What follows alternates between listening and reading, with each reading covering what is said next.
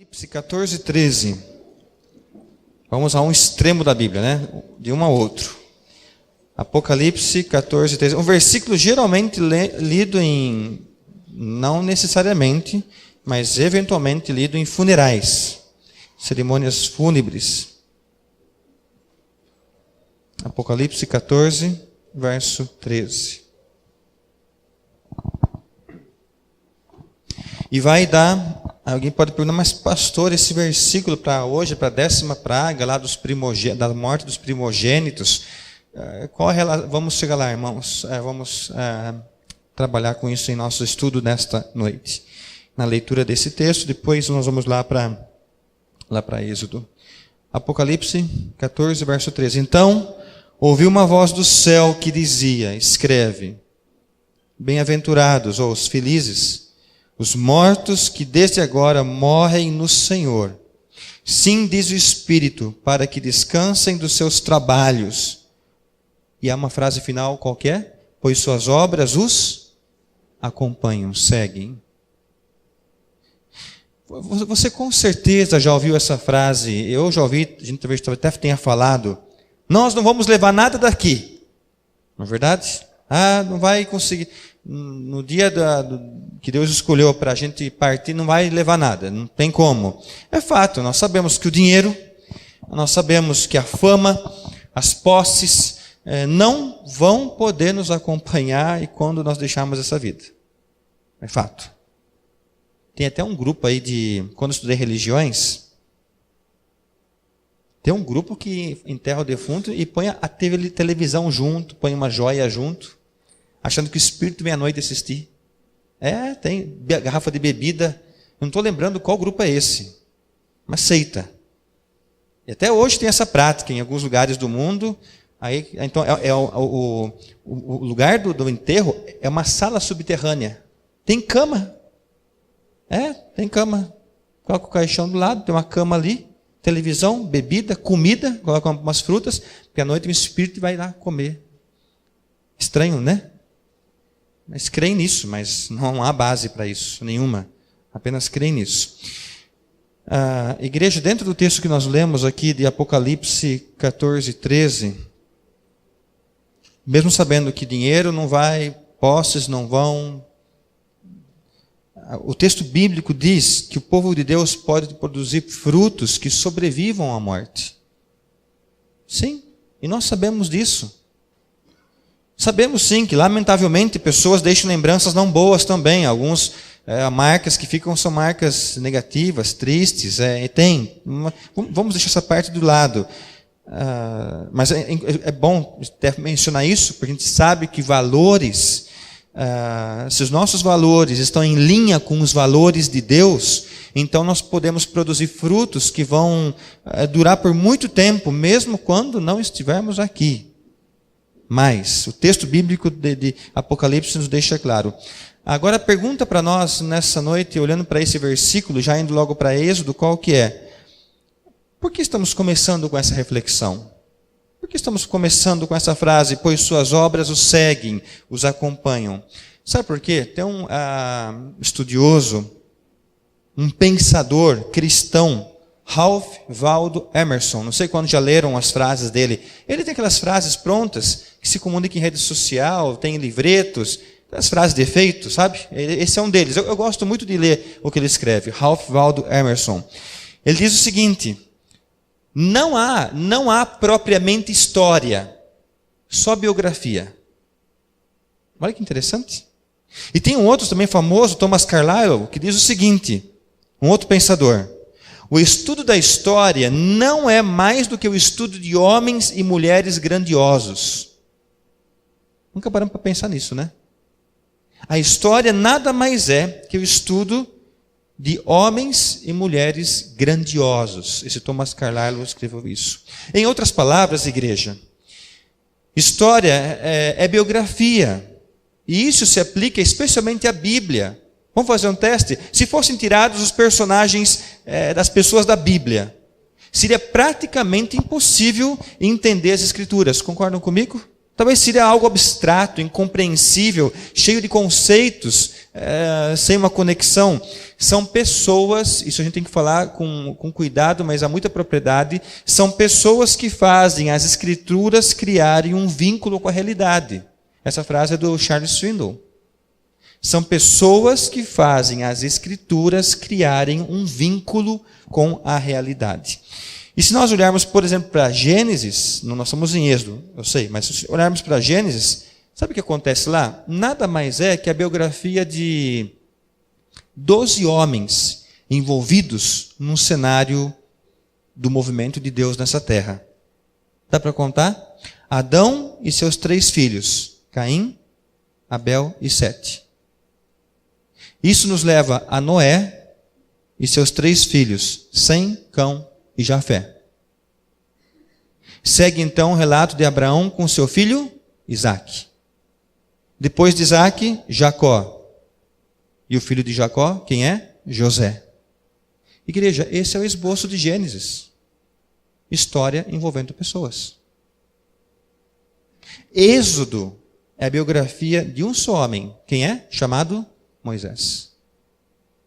E não só em Êxodo, mas também nos próximos livros, Levítico, Números, Deuteronômio, se faz presente fortemente a imagem dele. Então, quando nós olhamos para esses nomes, será que a gente se sente pressionado? Esses que eu mencionei de Gênesis, agora Moisés, será que nós corremos o risco? Eu compartilho que eu já tenho lutado, a gente luta com isso, né? Corremos o risco de apenas admirar e olhar para esses nomes e falar: nossa, como Deus usou este, olha como Deus usou aquele. O que falar de Daniel, de José do Egito, olha como a mão poderosa do Senhor, Elias e tantos outros, como Deus usou aquele outro também, olha Barnabé sendo usado pelo Senhor, apóstolo Paulo. Será que nós não corremos, sentimos uma certa pressão quando pensamos nisso? Igreja, o que nós podemos notar é que Deus não faz história sem pessoas. E quando eu comecei a mergulhar nesse conceito e ler, isso me trouxe uma paz muito grande, alegria. E não parou com Moisés, não parou com Davi, com Daniel, não parou com Esther, não parou com João Batista, não parou com Pedro, não parou com Paulo ou Marta. Não. Até a volta dele, ele vai usar pessoas. Reis e povo comum, mulheres e homens, ricos e pobres, os tímidos e os mais extrovertidos. E por aí vai. Até a volta dele, ele vai usar pessoas. E uma pergunta que o Charles Swindoll faz no livro, e eu quero só repassar para vocês. O que você está planejando para fazer o resto dos seus dias? Pergunta intrigante, né? Alguém pode estar falando: pastor, pega leve, pastor. Que incomoda, né? O que você está, a mim também, o que você está planejando fazer com o resto dos seus dias? Não cutuca ninguém não, se cutuca. Assim, né? É para mim. Vamos para Êxodo 11? Vamos lá? Para Êxodo 11.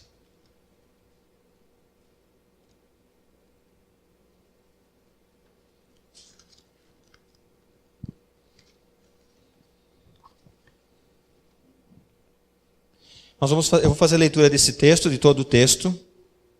Eu vou fazer de uma forma um pouco mais rápida, porque tem vários versículos, são 10 versículos, mas precisamos ler, tá, igreja? Precisamos ler. Sem a palavra não há mensagem, não há estudo, não há pregação. Êxodo 11, leitura. Pode acompanhar com seus olhos, por favor. O Senhor disse a Moisés: trarei mais uma praga.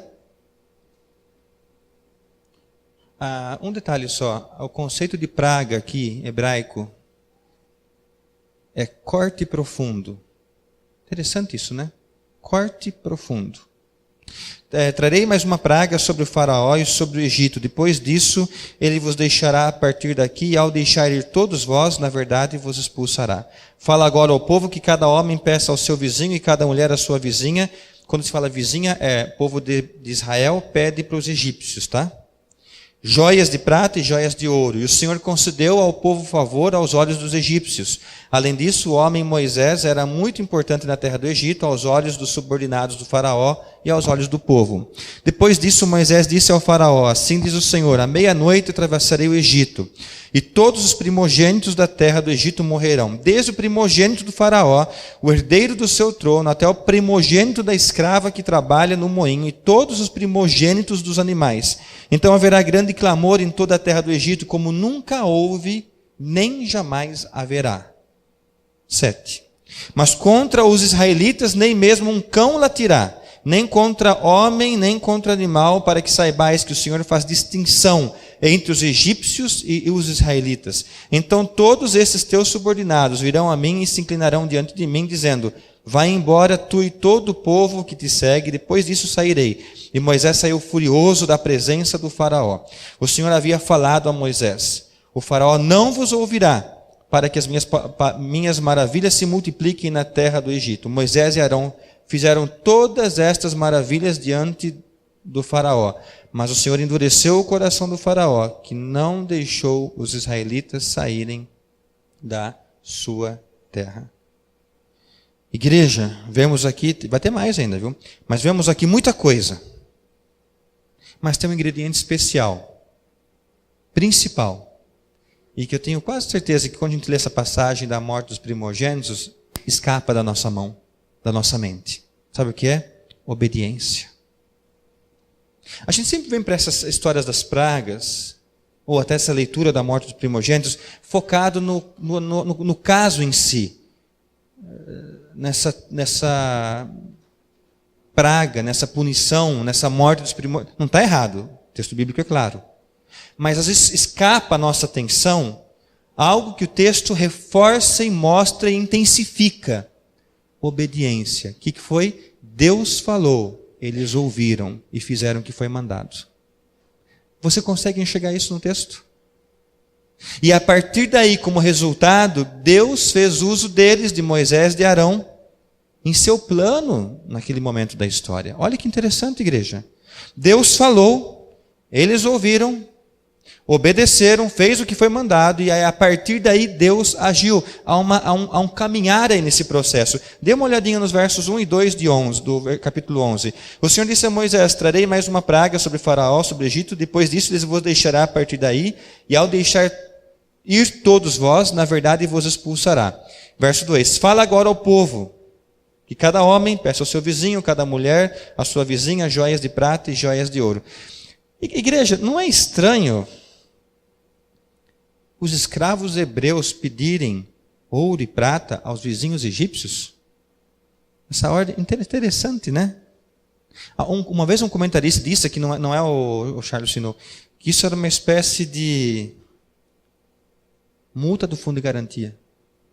Uma espécie de indenização pelos anos de trabalho do povo que tinha trabalhado. Por que a gente acha estranho, talvez, eles pedirem essas joias? Igreja, os israelitas ainda não tinham entendido, mas Deus estava preparando eles para uma viagem. E era sim uma espécie de indenização, mas depois esse material seria usado para adoração ao Senhor lá no tabernáculo, lá na frente. Sim, usaram também para a confecção do bezerro de ouro, não é história para hoje à noite. Não são as abordagens de hoje. Mas o mais importante para esse momento é que o Senhor pediu e eles obedeceram. E por causa da obediência, o povo do Egito atendeu o pedido, está no verso 3. O Senhor concedeu ao povo favor aos olhos dos egípcios. Igreja, lembra que nós lemos num dos cultos passados, faz um tempo já, Provérbios 16, 7? Eu vou ler aqui que eu tenho marcado. Sendo o caminho dos homens agradável ao Senhor, este reconcilia com ele os seus inimigos. Nós lemos sobre isso. Parece que esse versículo de Provérbios sempre vem à tona aqui na história de Moisés. Sempre volta às mãos de Moisés. Sendo o caminho dos homens agradável ao Senhor, ele reconcilia com eles os seus inimigos. Nessa 10ª praga, nessa última praga, eu queria só rapidamente pincelar 5 fatos que aconteceram antes da morte dos primogênitos. Dá uma olhadinha no verso 4. Depois disso, Moisés disse ao faraó: assim diz o Senhor, à meia-noite atravessarei o Egito. Qual o primeiro fato? Alguma coisa vai acontecer à meia-noite. Eu não sei se é por causa desse relato que até hoje alguns têm medo da meia-noite, né? Já perceberam? Tem uma superstição aí, né? Aqueles 2 ponteiros juntos no relógio, para alguns é uma fobia. O tocar da meia-noite. Enfim, pode ser que tenha alguma conotação histórica aqui. Mas a primeira lição é que alguma coisa vai acontecer à meia-noite. Segunda, está no verso 5. E todos os primogênitos da terra do Egito morrerão. O que é isso, gente? O luto do Egito não teria precedentes. A aflição vai ser a nível nacional. Algumas guerras já tinham acontecido e outras ainda aconteceriam. O Egito acabou de passar pelas 9 pragas, mas nunca mais haveria um sofrimento como aquele. Qual que é a terceira? Não, é no 5, perdão, a segunda, no verso 5, é que todos os progênitos do Egito morrerão, inclusive o filho do faraó. Me perdoem, essa é a segunda. A terceira, que está no verso 6, é que eu me confundi aqui no esboço. A terceira, que está no verso 6, diz o seguinte: então haverá grande clamor em toda a terra do Egito. Aí sim, é uma aflição a nível nacional. A quarta agora, 7. Mas contra os israelitas, nem mesmo um cão latirá, algumas versões trazem moverá a língua, né? O que quer dizer isso? Que Israel vai ser protegido, os hebreus serão protegidos. Vai acontecer com todo mundo, menos com os que moram na terra de Gozém, com o povo israelita. Isso não vai acontecer com eles. E o quinto anúncio, qual foi? Verso 8. Então todos estes teus subordinados virão a mim, se inclinarão diante de mim, dizendo: vai embora, tu e todo o povo que te segue. Qual que é a notícia? Haverá um êxodo, uma saída. Algo está para acontecer com muita gente. E o que é? É a saída do povo do Egito. Ou seja, igreja, a paciência de Moisés se esgotou e o anúncio do juízo de Deus foi duro e severo. Vamos para o capítulo 12. É longo, né? Eu queria ler... Eu vou ler um pouco dele. Eu paro a hora que achar oportuno. Acompanhe. Hoje não tem como. É bastante leitura para ter sentido. A gente está costurando aqui todo esse trajeto. Vamos para o 12. O Senhor falou a Moisés e Arão na terra do Egito: este mês será para vós o princípio dos meses, será o primeiro mês do ano. Aí uma mudança no calendário hebraico, a partir daqui. 3. Dizei a toda a comunidade de Israel: no 10º dia deste mês, cada um tomará para si um cordeiro, conforme a família dos pais, um cordeiro para cada família. Mas se a família for pequena demais para um cordeiro, deverá comê-lo com o vizinho mais próximo da sua casa, conforme o número de pessoas. Calculareis o cordeiro conforme a porção adequada para cada um. O animal será um macho de 1 ano, sem defeito. Podereis tomar um cordeiro, um cabrito, e o guardareis até o 14º dia deste mês. Então, reunida toda a comunidade de Israel, o matará ao entardecer. Depois, verso 7, depois pegará um pouco do sangue e colocarão nos batentes. Lembra daquelas imagens da escola bíblica que a gente já viu? Filmes, enfim. Colocarão nos batentes e na viga da porta, aquela parte de cima. Batentes, laterais e a parte de cima. Nas casas em que tomarem refeição. E naquela noite comerão a carne assada no fogo, com pães sem fermento, sim, o comerão com ervas amargas. Não o comereis cru, nem cozido em água, mas assado no fogo, junto com a cabeça, as pernas e as vísceras. Não deverá sobrar nada para a manhã seguinte. O que sobrar até de manhã deverá ser queimado no fogo. E vós o comereis assim, com vossos cintos cintos na cintura, vossos sapatos nos pés e o vosso cajado na mão. E o comereis às pressas. Esta é a Páscoa do Senhor. 12. Porque naquela noite passarei pela terra do Egito e ferirei de morte todos os primogênitos na terra do Egito, tanto dos homens como dos animais, e executarei juízo sobre os deuses do Egito. Eu sou o Senhor. Mas o sangue servirá de sinal nas casas em que estiverdes. Se eu vir o sangue, passarei adiante, não haverá praga entre vós para vos destruir. quando eu ferir a terra do Egito. Este dia será um memorial. Vós o celebrareis como uma festa ao Senhor e como estatuto perpétuo através de todas as vossas gerações. Comereis pães sem fermento durante 7 dias. Logo no primeiro dia tirareis o fermento das vossas casas, pois quem comer pão fermentado entre o primeiro e o 7º dia será exterminado de Israel. Verso 16. No primeiro e no 7º dia haverá uma santa convocação.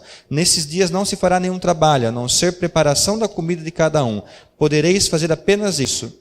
Portanto, celebrareis a festa dos pães sem fermento, porque nesse mesmo dia tirarei vossos agrupamentos da terra do Egito. Por isso guardareis este dia através de todas as vossas gerações como estatuto perpétuo. 18. Comereis pães sem fermento desde o entardecer do dia 14 do primeiro mês até o entardecer do dia 21. 7 dias, né? Vamos continuar. 19. Não haja fermento algum nas vossas casas durante 7 dias, pois quem comer pão fermentado será exterminado da comunidade de Israel, tanto peregrino como natural da terra. Não comereis nada fermentado. Em todas as vossas habitações comereis pães sem fermento. Então Moisés chamou todos os anciãos de Israel e disse-lhes: Ide, escolhei os cordeiros, ou cabritos, segundo as vossas famílias, sacrificai a Páscoa. Veja o verso 22. Pegareis um ramo de sopo, e o embebereis no sangue que estiver na bacia, e marcareis com ele a viga da porta e os 2 batentes. Mas nenhum de vós sairá da porta da casa até o amanhecer. Porque o Senhor passará para ferir a morte dos egípcios. E quando vir o sangue na viga da porta e nos batentes, seguirá adiante e não deixará o destruidor entrar em vossas casas para os ferir. Observareis isso como estatuto perpétuo para vós e para os vossos filhos. Quando tiverdes entrado na terra que o Senhor prometeu vos dar, guardareis este ritual. E quando vossos filhos vos perguntarem: que significa esse ritual? Respondereis: este é o sacrifício da Páscoa do Senhor, que passou diante das casas dos israelitas do Egito, quando feriu de morte os egípcios e livrou as nossas casas. Então o povo inclinou-se e adorou. E os israelitas saíram e fizeram conforme o Senhor havia ordenado a Moisés e Arão. Por enquanto até aqui. O que acontece do 11 para o 12? No 11, Moisés está na presença de quem? Faraó. No capítulo 12, Moisés sai da presença de Faraó e agora está na presença de Deus. Há uma mudança, uma chave vira do 11 para o 12. E Moisés também se apresenta, está na presença de Deus e se apresenta na presença dos israelitas, dando as ordens. Então agora a atenção de Moisés se volta para o povo, ajudando eles, igreja, a compreenderem essas instruções de Deus naqueles momentos terríveis, antes de deixarem o Egito. Igreja, eu estava olhando para esse texto e vendo os comentários. Um dos problemas da gente ler uma passagem como essa, assim tão conhecida, pastor, já sei dessa história, já ouvi tantas vezes, não é novo para mim. Um dos problemas é que nós já conhecemos muito bem. Mas pastor, por que isso é um problema? Porque se nós já lemos tantas vezes, já ouvimos tantas vezes, sabe o que acontece? Às vezes nós atropelamos alguns ensinos. Mateus, Berg, Vanderlei, Loida, Cláudia, eu, Cristiano, Richard. Vamos se colocar no lugar desse povo? Igreja toda que está aqui. Vamos se colocar no lugar dessas pessoas que receberam essas instruções? Nós não podemos nos esquecer. Os hebreus nunca tinham feito nada parecido antes. Vocês viram o preparo do assado aqui? Assar com as vísceras. Passar sangue, Mateus. Pega um ramo de sopa e passam. É fácil ler a história aqui, né? Falar, que bonito, livramento.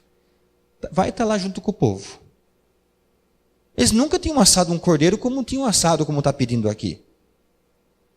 Nunca recolheram sangue numa vasilha para passar nos batentes da porta. Nunca tinham ouvido falar num êxodo. E olha que era gente, hein? A Bíblia fala de 600 mil homens. Estudiosos, calcula-se mulheres e crianças, 2 milhões saindo a ermo no deserto. Tem noção dessa quantidade? Quanto tem em Campinas de habitantes?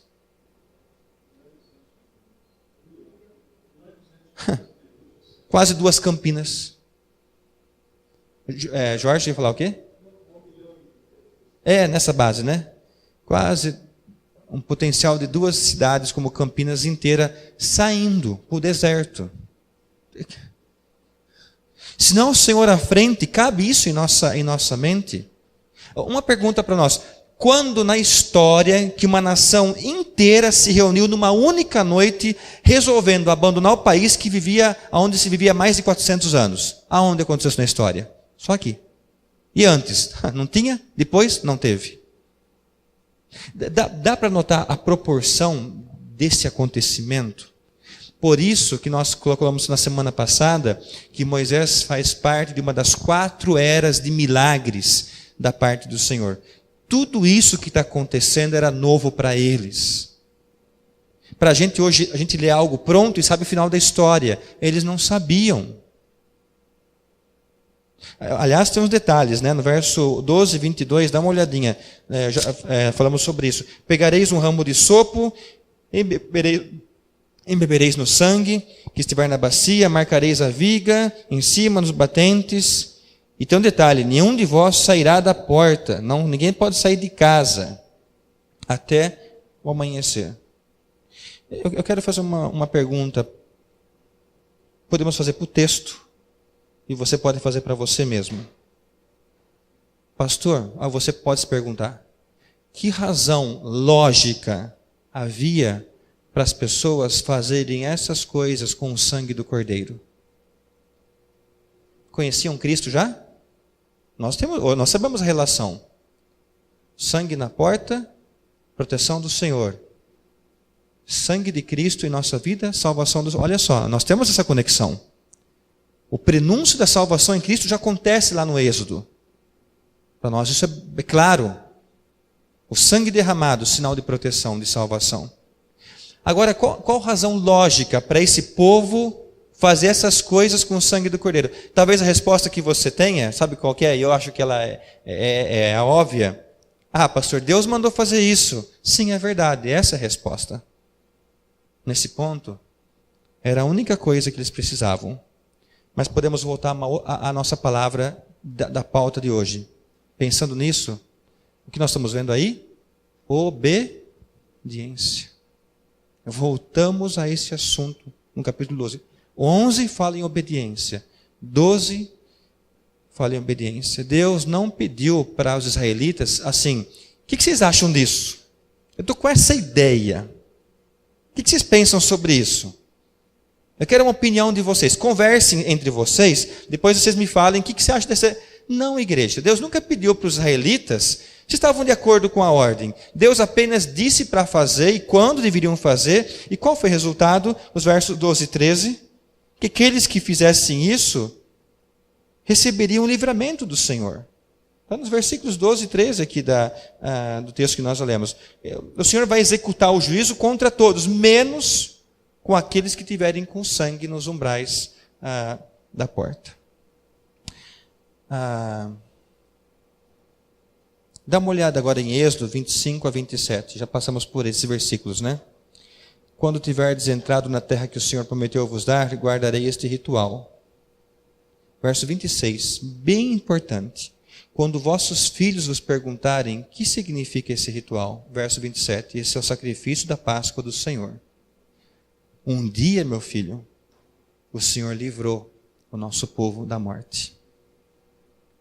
Sabe o que isso é importante para a gente, esse ponto da história? Os nossos filhos podem perguntar para a gente, pastor, o pai, por que tem que tomar ceia? Olha aí. Ó.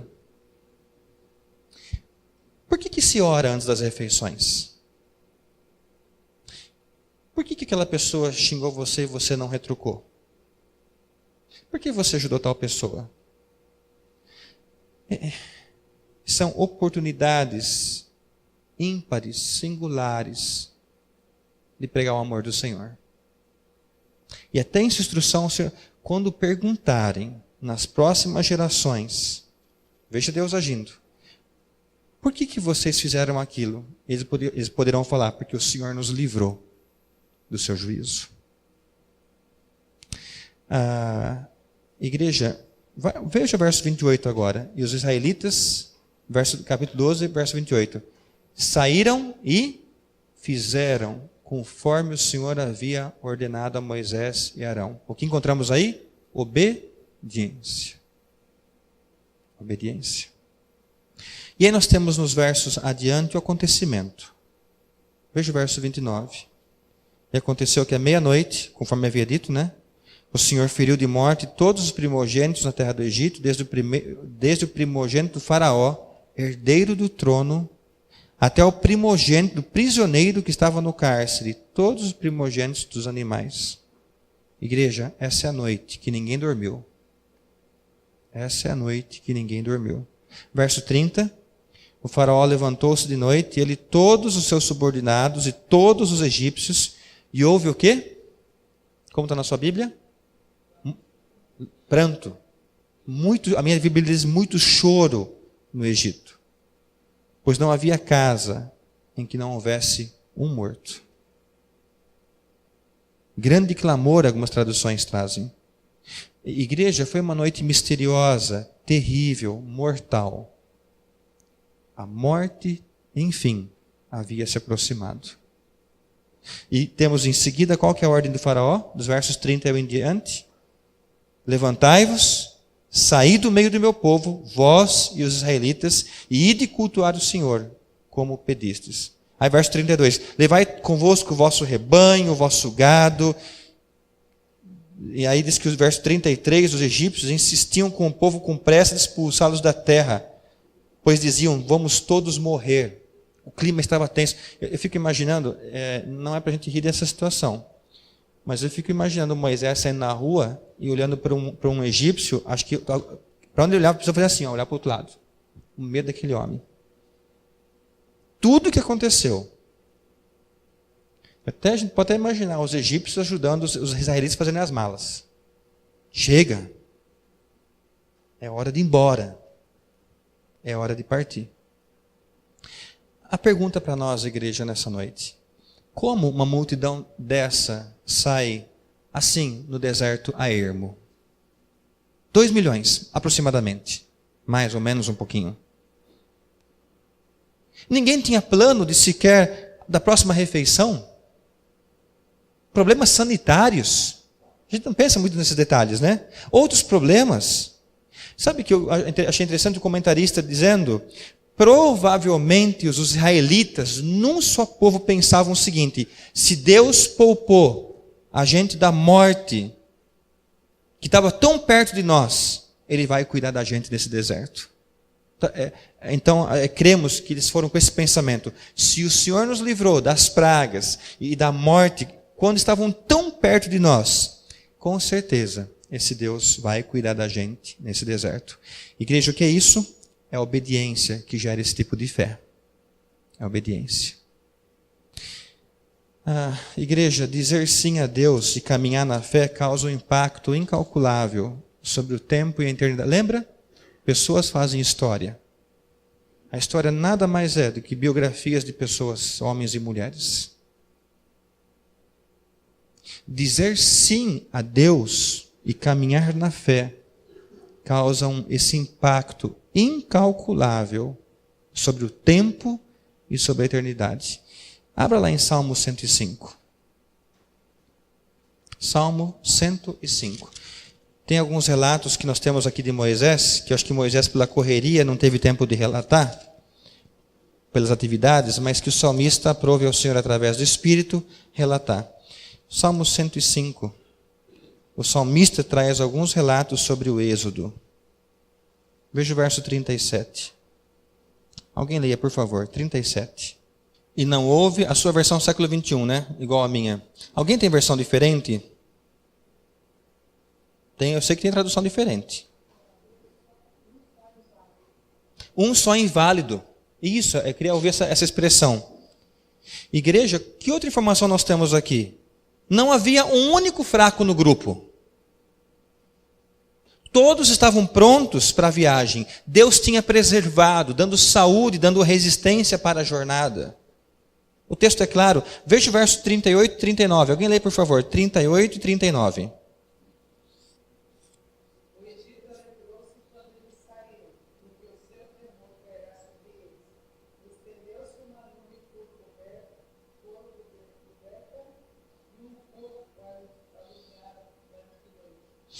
Igreja, se todos estavam bem de saúde, não havia um fraco, uma segunda providência do Senhor, Deus cuidou bem deles, Deus iluminou o caminho. Encontramos isso aqui na palavra. Temos ainda o verso 43. Alguém encontrou? Leia, por favor.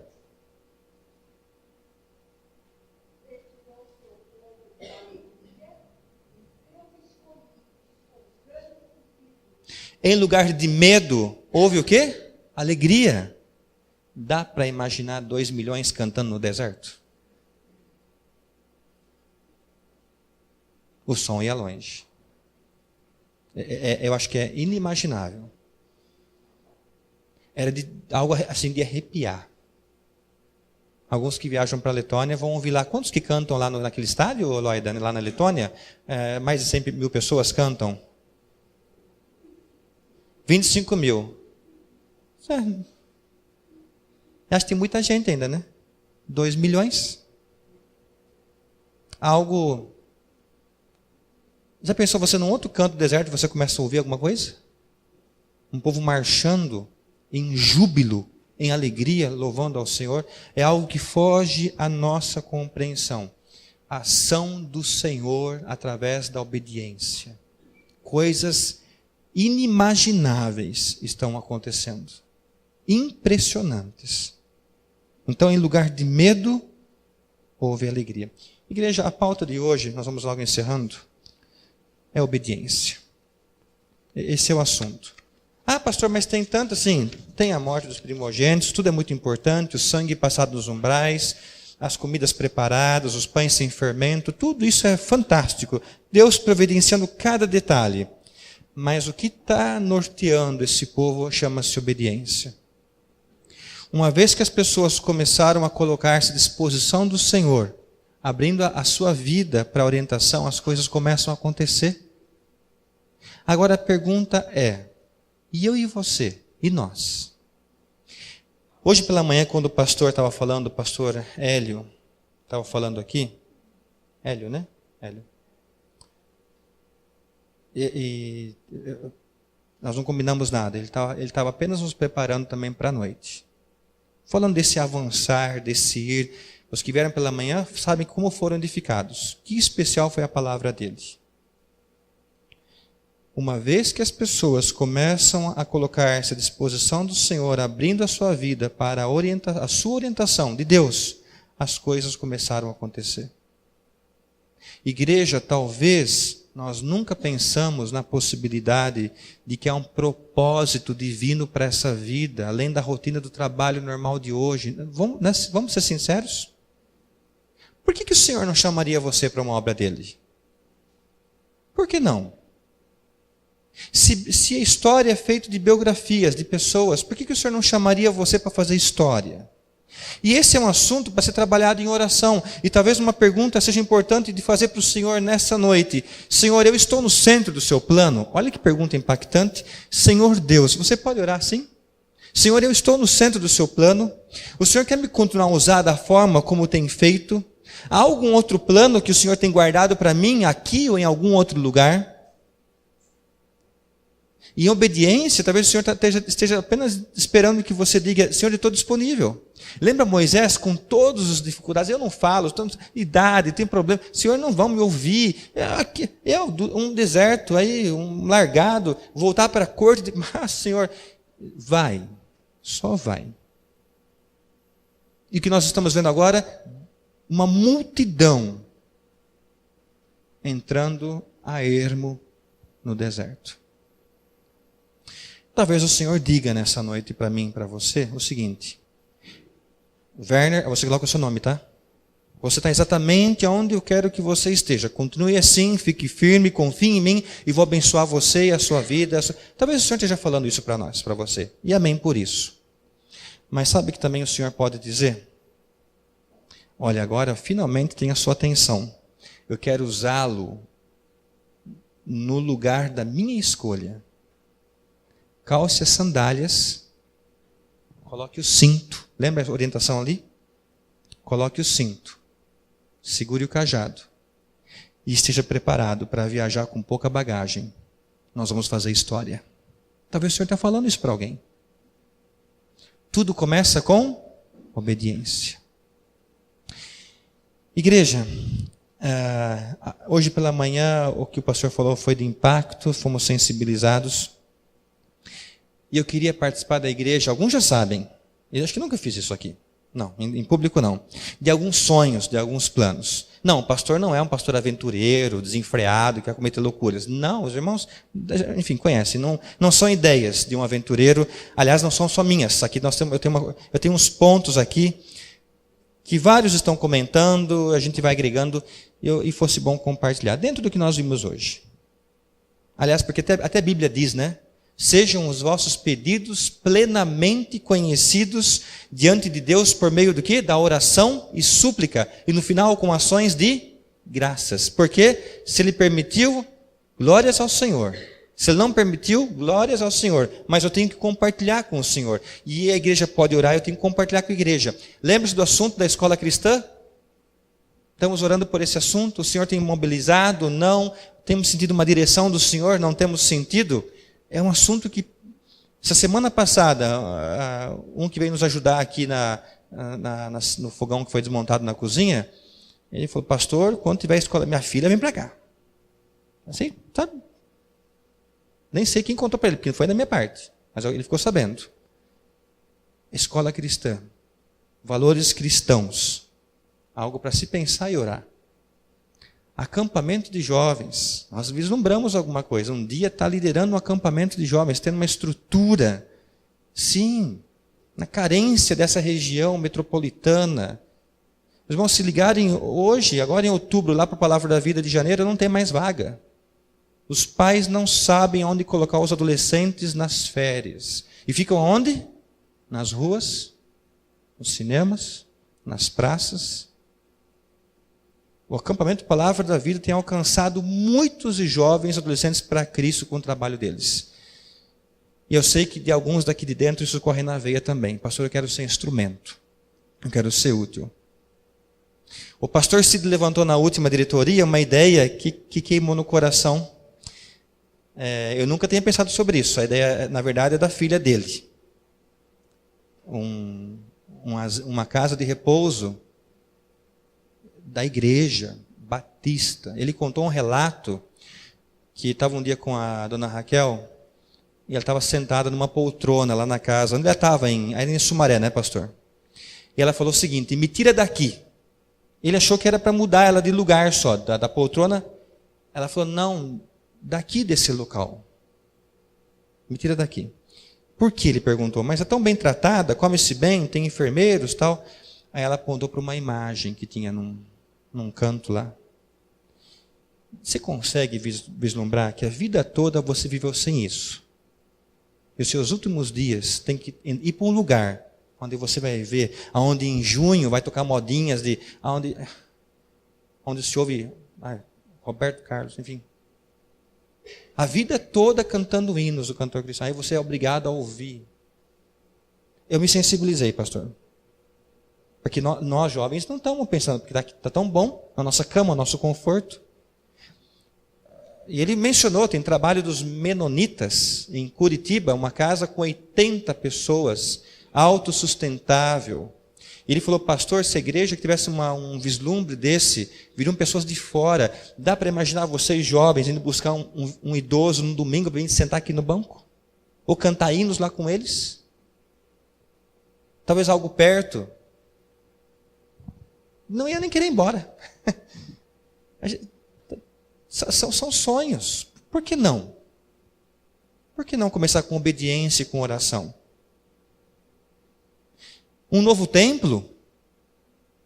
Nós estamos aí com a iminência de loteamentos arrebentarem aqui do lado. Há uma gleba de 20 alqueires que vai virar loteamento, casas, daqui 10 anos, quem viver verá. Há uma outra cidade brotando aqui do nosso lado.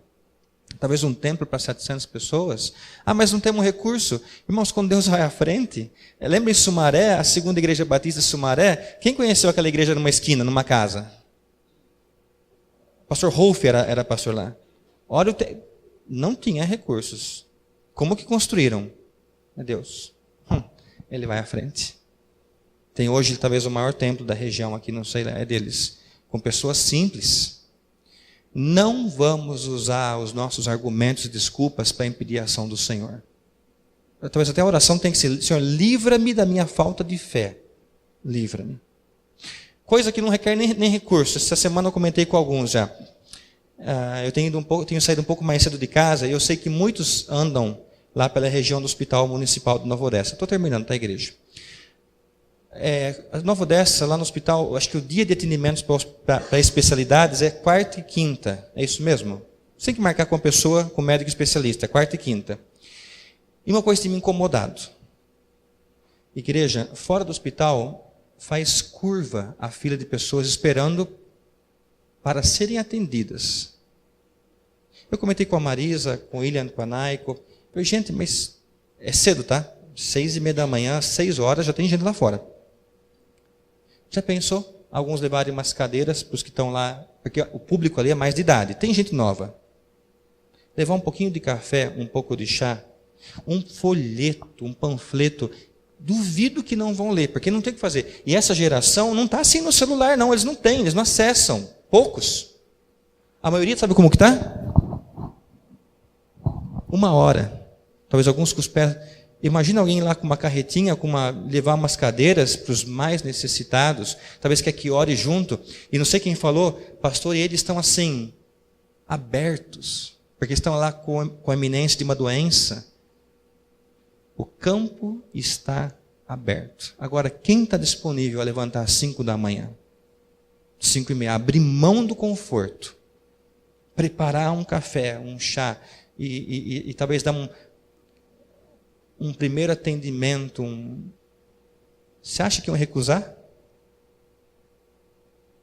Ninguém precisa levantar a mão, mas quem não está disposto a fazer história, a cuidar, a igreja ser relevante na sociedade? São ideias. Eu estou movido por elas. Estou compartilhando com a igreja para que orem. E através da obediência vem a ação do Senhor. Aliás, a pergunta do nosso estudo dessa noite, no começo: o que você está planejando fazer com o resto dos seus dias? O que você está planejando? Tudo começa com obediência. Vamos orar ao Senhor. Feche os seus olhos. Aliás, faça oração você, silenciosa, por algum tempo. Coloque-se perante o Senhor em oração e pergunte: Senhor, eu estou no centro dos seus planos? O Senhor tem algo novo para mim? Se tiver, que o Senhor fale ao meu coração, manda um sinal. Está faltando vibrar com o teu reino, com a tua obra, me engajar nos ministérios, não querer as coisas prontas, mas a orar fervorosamente por essas ideias ou outras, para que a gente seja relevante em Nova Odessa, ou outros lugares também, onde o Senhor conduzir. O que o Senhor quer com a minha vida? Quer continuar me usando da forma como tem feito? Ou há algum outro plano para mim em algum outro lugar? O Senhor só espera que em obediência a gente diga: Senhor, estou disponível. Livrando-me dos argumentos, das desculpas, eu quero estar no centro do plano do Senhor. Senhor Deus, a história de Moisés nos sensibiliza. Um homem com tantos problemas, tantas limitações, mas entregue nas mãos do Deus ilimitado, perfeito, santo. Então, ó Deus, que os nossos olhos limitados não fiquem sobre nós, mas sobre o Deus de toda a graça, o Deus de todo o poder. Impacta essa geração, ó Deus, essa igreja. Passemos relevantes, mostrando Cristo. E o poder do Senhor através das nossas vidas. Dá-nos corações obedientes, ó Deus. Livra-nos do comodismo, do que tanto gostamos de fazer para aquilo que o Senhor deseja que possamos fazer. Esses planos que nós comentamos, ó Deus, a escola cristã, a casa de repouso, o templo, um acampamento para jovens, atendimento às pessoas necessitadas em nossa cidade, ou outros planos ainda que talvez alguns estão pensando. move corações, abre as portas e que o Senhor veja em nós corações obedientes à tua voz. Louvado seja o Senhor pelo Deus da história, por tudo que tem acontecido, e te louvamos por aquilo que há de acontecer. Oramos pedindo e agradecidos em nome de Cristo Jesus. Amém. Amém.